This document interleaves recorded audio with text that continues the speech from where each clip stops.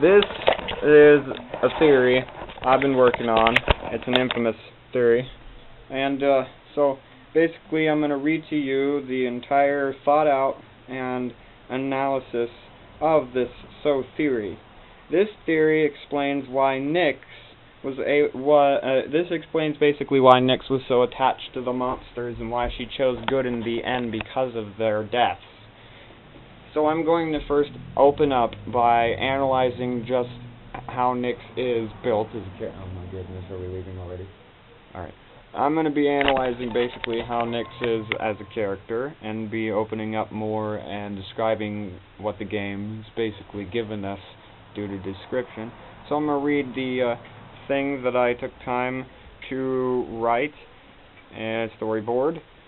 So this is my theory based on in-game information that was given to us, as well as, you know, anything else that I could find out about character and things like her. So here, without further ado, here is the Nyx family theory. The character Nyx is as complex,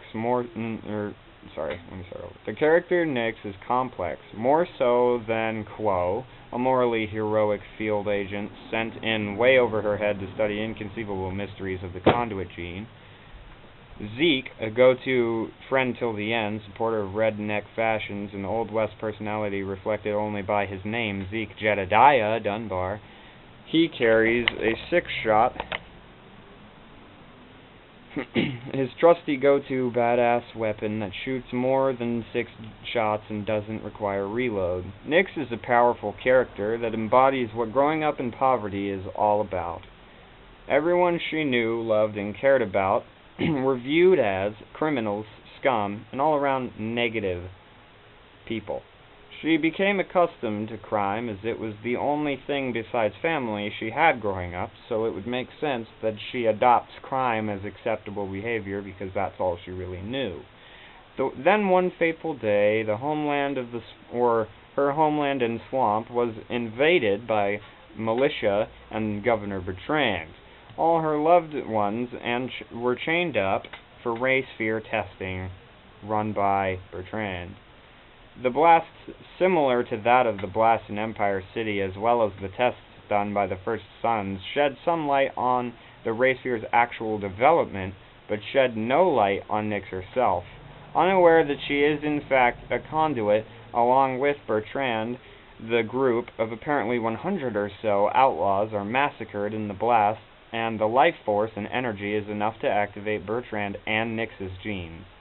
As Bertrand flees and Nyx awakens, she discovers her loved ones are nothing but ashes and are one with the earth. Hell-bent and enraged, Nyx slowly discovers her abilities, which have no relation apparently to the environment she was placed in. This is another theory that whatever you're introduced to as your gene is being activated is the power you acquire. Here is some proof of it. This is the theory that conduits adopt the power subject to them during conduit gene activation. Quo gets ice because her gene was activated through the slow process of sharing the abilities with the Icemen that Bertrand captured. Cole acquired electricity because of the electromagnetic pulse given off by the race sphere that when he was activated, you could see it was a lightning or an electromagnetic pulse that was given off. So it looked electric, therefore, you know, he's electric, there you go. Bertrand, this one is a wild guess, equals maggots, because maggots and other nasty creatures are numerous in swamps, therefore Bertrand is a maggot.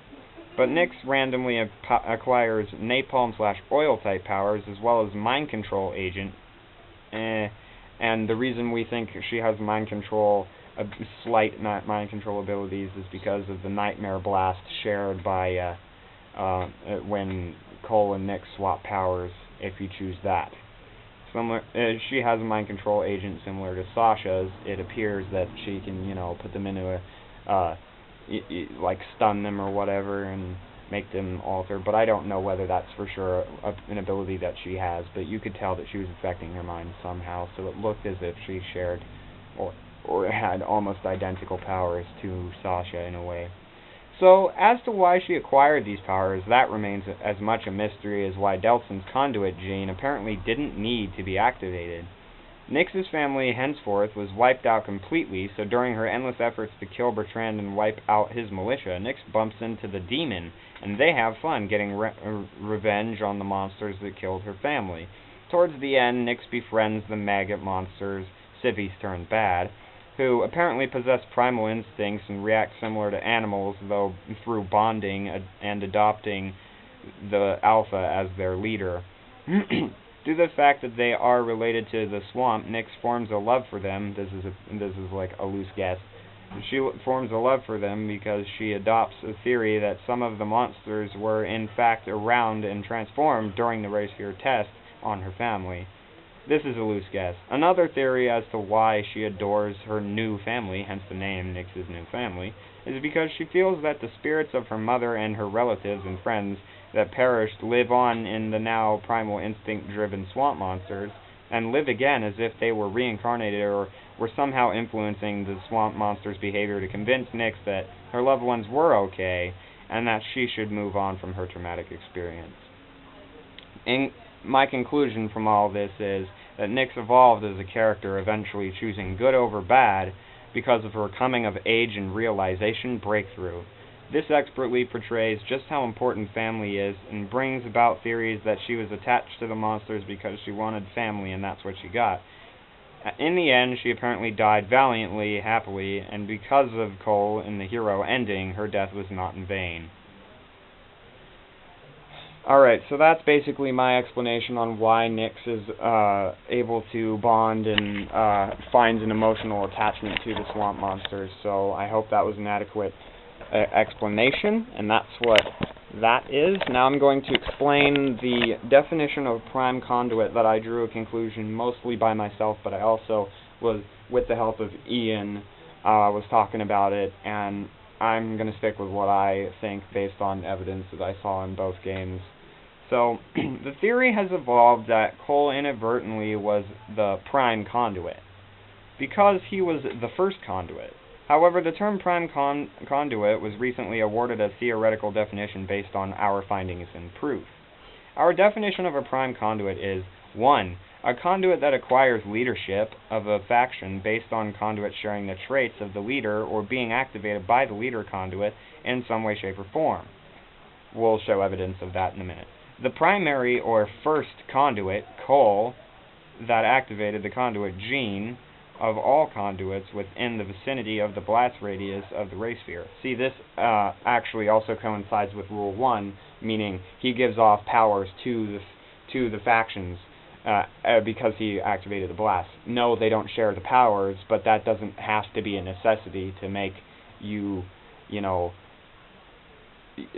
he's not in charge of the factions either, so then again, it could go against the whole definition. But Kessler, who we have now identified as a future version of Cole, is in charge of the First Sons, and although the First Sons don't share the same power, they all, when he fights the First Sons, they get bigger powers or whatever, but he is in charge of a faction, so technically Cole is also in charge of the First Sons, indirectly of course, which would make him a prime conduit because he not only was the first one, he not only gave powers to all the conduits around him, but the third and final thing is he is leader of a faction indirectly, so we can call him a prime conduit in that shape or form. Examples of prime conduit theory or rule are Alden, leader of the Transients, part of the First Sons. Alden Tate has telekinetic powers and uses them as a honing ability to force nearby miscellaneous objects to his body and form himself armor and also use the objects in combat as weapons. He is leader of the Transients or Dustbin, who also have similar abilities to his. Yeah, so there you go. He's a faction leader. He shares the powers of the faction, lackeys. Sasha, leader of the Reapers. Sasha has Tar-based powers as well as other abilities, including mind control. Before the blast, she was Kessler's love interest, and as a member of the First Sons, the Reapers share similar abilities to that of her own. there's a trend going on here, as you can see, and if you can't point it out at this point, you'll see in a minute. Bertrand is a prime conduit to the contaminated civilians or maggot monsters, which are again activated by Bertrand, and also share his abilities, the maggot monsters. Bertrand also is theorized by us to be a prime conduit to the African American mercenaries, the Icemen, but seeing as they break the shares attributes rule, the prime conduit rule doesn't apply to Bertrand as the Icemen. Therefore, indirectly, Quo is thought to be the reverse prime conduit to the Icemen faction, seeing as they neglect hostility towards her. They share the attributes with her, and follow her in a sense. Quo is the leader of the Icemen, and indirectly follows the prime conduit rule. Bertrand was a member of the First Sons. See, a pattern here. They all of the faction leaders were members of the First Sons at one point or another. Quo was not a member of the First Sons directly, but she was friends with someone who was.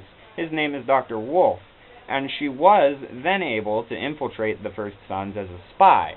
So, indirectly, again, she follows the trend of the First Son member, as well as we added the third definition to the prime conduit definition. So basically, we also drew a third thing that makes someone a prime conduit as a leader of a faction through shared abilities and was once a First Sons member. So there you have it, the full explanation behind prime conduit in theory. These are the explanations behind some things, and I will be putting I'm done. So basically, the whole point of the prime conduit theory is that they share powers with the underlings that follow the leader of the faction. So they have the same or similar abilities or / attributes. They were once First Son members. And again, this is why Cole could also have been a First Son member, because Kessler, his future self, was the person in charge of the First Sons. So indirectly, Cole is a member of the First Sons. So he follows the prime conduit rule as well. The only person who doesn't follow the prime conduit rule is Nyx, because one, she doesn't have a faction. She becomes in charge of of Bertrand's faction through bonding, so she found out the secret. But then again, they don't share her powers, so you could say that she's not a prime conduit. Bertrand actually is in charge of 3 factions. The Icemen, but we're not sure whether they really follow him or not. He's just has a relation to them somehow. The militia and the monsters. So, in conclusion, the prime conduits would be, in order, Kessler, Sasha, Alden, Cole indirectly, Quo indirectly, and Bertrand. The oddball out is Nyx, where she isn't really in charge of a faction that shares her abilities, and,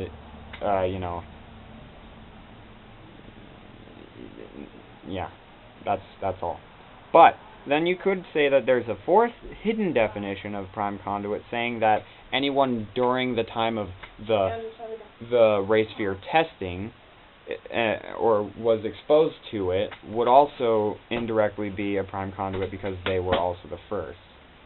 So that's a loose explanation of what prime conduit, in my opinion, appears to be. However, you could debate that below. And I'd also like to mention that all the theories were worked on at one point and revised with Ian. And a shout out to everybody who's in charge of this whole group, Pyro Gunner, the Duck, Ian, me, and a new member, which I will mention in a later video. So that's about all I have to say for now, and I hope you enjoyed my theories. And I'm going to have a part 2 for this, so